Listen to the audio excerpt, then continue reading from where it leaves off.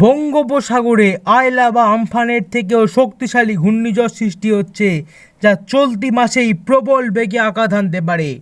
দেশের উপকূলীয় অঞ্চলের দিকে ধেয়ে আসছে ঘূর্ণিঝড়।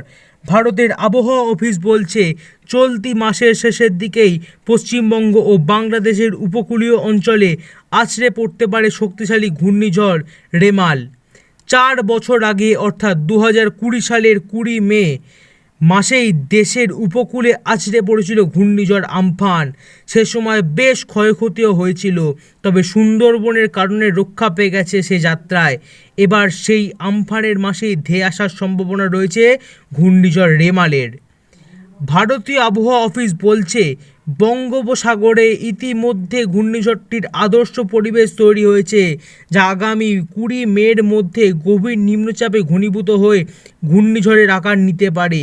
তবে ঘূর্ণিঝড়টির অভিমুখ কিংবা গতিপথ কোনো দিকে তা এখনও নিশ্চিত হওয়া যায়নি। আবহাওয়াবিদরা বলেছেন, রেমাল ও আমফানের মতো বিধ্বংসী হতে পারে, তবে এটির শক্তি কতটুকু শেষ পর্যন্ত সুপার সাইক্লোনের রূপ নেবে কিনা তা জানতে আরও কিছুটা সময় লাগবে। বঙ্গোপসাগরে সৃষ্ট এই ঘূর্ণিঝড়ের নাম দেওয়া হয়েছে রেমাল।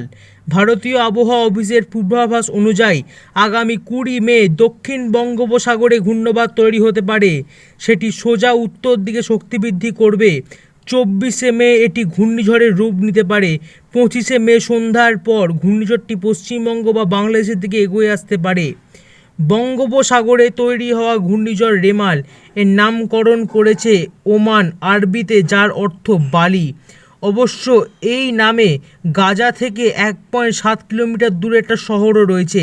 এবার বাংলায় ধেয়ে আসতে পারে সেই রেমাল, তবে কতটা ভয়াবহ হবে সেই ঝড় তা এখনও স্পষ্ট নয়।